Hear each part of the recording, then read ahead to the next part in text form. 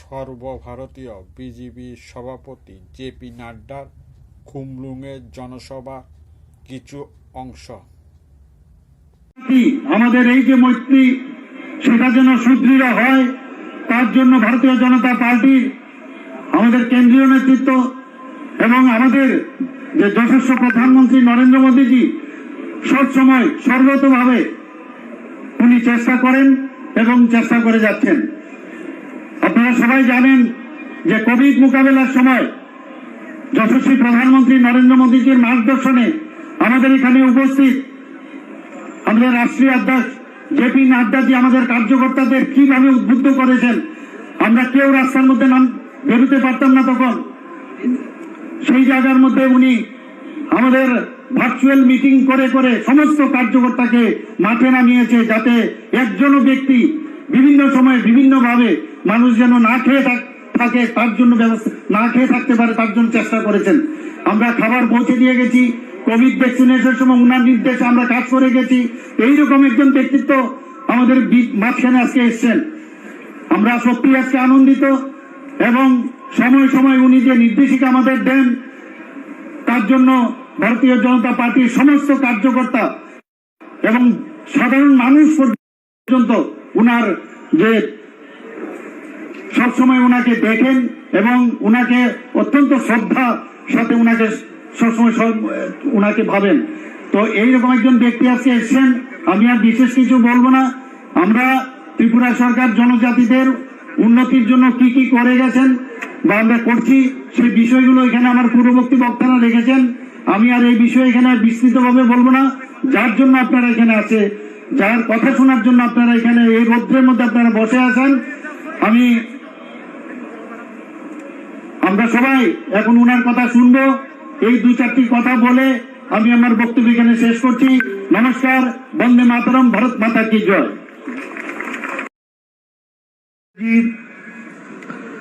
विनोद सोनकर जी हमारे प्रभारी, हमारे रेवती त्रिपुरा जो हमारे सांसद हैं, हमारे रतनलाल जी नाथ मंत्री, फणींद्र नाथ जी हमारे जनरल सेक्रेटरी ऑर्गेनाइजेशन, रामपादा जमातिया जी मंत्री, सुश्री संताना चकमा जी, राम प्रसाद पॉल जी, परमजीत जी, भगवान दास जी, सुशांता चौधरी जी, मनोज कांति देव जी, विकास देरबर्मा जी, हमारे अतुल देरबर्मा जी, प्रमोद रियांग जी, परिमल देवबर्मा जी, शंभूलाल चकमा जी, बीरेंद्र किशोर जी, बुरबा मोहन देव त्रिपुरा जी, डीसी हरांग ख्वाल जी, सम्मानित मंच और यहाँ इतनी गर्मी में, इतनी धूप में, इतनी दूर दूर से आए हुए हमारे सभी देवियों और सज्जनों, मेरे नौजवान साथियों, मीडिया के मेरे साथी, प्रिंट मीडिया और इलेक्ट्रॉनिक मीडिया के मेरे साथी, मैं अपना सौभाग्य मानता हूं कि मुझे आज इस जनजातीय सम्मेलन में, इस जनसभा में आप सब लोगों के साथ मिलने का, दर्शन करने का सौभाग्य मिला है। सबसे पहले तो मैं त्रिपुरा सुंदरी मां, यहां की देवी, इस पावन भूमि की और सारे देश में जिनको हम सब लोग पूजते हैं, ऐसी माता हमारी त्रिपुरा सुंदरी जी को हम नमन करते हैं, आशीर्वाद लेते हैं और उनका नमन करते हुए हम अपनी बात को प्रारंभ करते हैं। जब मैं यहां आया हूं तो इस वीर भूमि को, इस पवित्र भूमि को, जहां महाराजा वीर विक्रम किशोर माणिक्य जी, जो बहादुर जी, जो यहां के राजा रहे, उसी तरीके से फणी भूषण जी हमारे स्वतंत्रता सेनानी, शांति भूषण जी हमारे स्वतंत्रता सेनानी, जिन्होंने त्रिपुरा की और देश की रक्षा के लिए अपने आप को, अपना अस्तित्व समाप्त करके ये लड़ाई लड़ी, ऐसे लोगों को, ऐसे वीर लोगों को मैं नमन करता हूं और उनसे आशीर्वाद प्राप्त करता हूं। मैं यहां सभी जनजाति नेताओं का भी आदर समेत उनको भी मैं नमन करता हूं। यह त्रिपुरा की भूमि जो विभिन्न जनजातियों से, लगभग 19 समुदायों से, 19 जनजातियों से त्रिपुरा प्रदेश एक तरीके से खुशहाल आगे बढ़ने वाला, अपनी आकांक्षाओं को पूरा करते हुए आगे बढ़ने का, पहले बिप्लब देव जी और मानिक शाह जी के नेतृत्व में यह प्रदेश आगे बढ़ने के लिए जो आगे बढ़ा है, ऐसी पवित्र भूमि को जहां मैं नमन करता हूं, वहीं मैं जनजातीय समुदाय को भी नमन करता हूं और आशीर्वाद लेकर के अपनी बात को प्रारंभ करता हूं।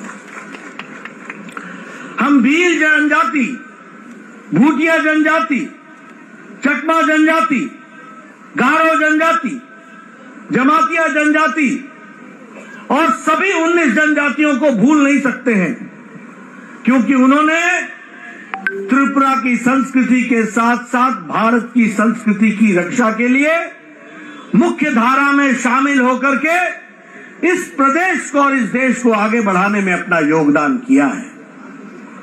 वैसे ही जब मैं जनजातीय समुदाय की बात करता हूं तो हम लोग एक खूबी जनजातीय समुदाय के बारे में जानते हैं कि वह, उनका चाहे जनजाति हो, चाहे उनका इलाका हो, चाहे उनका गांव हो, ये आत्मनिर्भर समाज की कल्पना, ये जनजातीय समाज की कल्पना से जुड़ा हुआ है। जहां जनजाति होती है वो आत्मनिर्भर होने के लिए अपने ही समुदाय के साथ आत्मनिर्भरता की ओर बढ़ने का प्रयास करती है। और हम सबके लिए बहुत ही गौरव का विषय है कि प्रधानमंत्री नरेंद्र मोदी जी ने इस देश की जनजाति ताकत को पहचाना। भारत के यशस्वी मुख्यमंत्री ने, प्रधानमंत्री ने इस देश के जनजाति गौरव को पहचाना। यह जनजाति समाज सिर्फ देखने में सीधा साधा देशभक्ति नहीं है, यह वह समाज है जिसने जब जब इस देश पर कोई संकट आया है तो रक्षा करने के लिए जनजाति समाज हमेशा अग्रसर रहा है। ऐसे को पहचाना है तो हमारे प्रधानमंत्री मोदी जी ने पहचाना। और इसीलिए आज हम खुशी के साथ कह सकते हैं कि भारत के यशस्वी प्रधानमंत्री ने जनजाति समाज को अमृतकाल के अवसर में 75 साल की आजादी के पश्चात भारत के सर्वोच्च पद पर अगर किसी को बैठाने का काम किया है तो वो जनजाति महिला आदरणीय श्रीमती द्रौपदी मुर्मू को वहां पर सुशोभित किया है। देश के सर्वोच्च पद पर यह सबसे बड़ा सम्मान आजाद भारत में जनजाति समाज को और जनजाति समाज से निकली हुई साधारण परिवार से एक महिला जिन्होंने जीवन को कष्ट में जीते हुए भारत की मूल्य और भारत की मूल धारणाओं को अपने साथ समावेश करते हुए जीवन व्यतीत किया, ऐसे महान विभूति को भारत की राष्ट्रपति बनाने का काम यशस्वी प्रधानमंत्री ने किया और जनजाति समाज को एक स्थान देने का प्रयास हुआ है। उसी तरीके से मैं जब जनजाति समुदाय के साथियों से मिल रहा हूं तो मैं ये गौरव के साथ कह सकता हूं कि पहली बार भारत सरकार में इतना ज्यादा प्रतिनिधित्व सरकार में जनजाति समाज को दिया तो नरेंद्र मोदी जी ने दिया। आज एनडीए की सरकार में 8 ट्राइबल मिनिस्टर हैं और त्रिपुरा में 5 मंत्री ट्राइबल हैं और वह जनजाति समाज को रिप्रेजेंट करते हैं। ये आपको मैं इसलिए बता रहा हूं क्योंकि हमने जनजाति समाज को भारत की मुख्य धारा का पार्ट माना, अंश माना।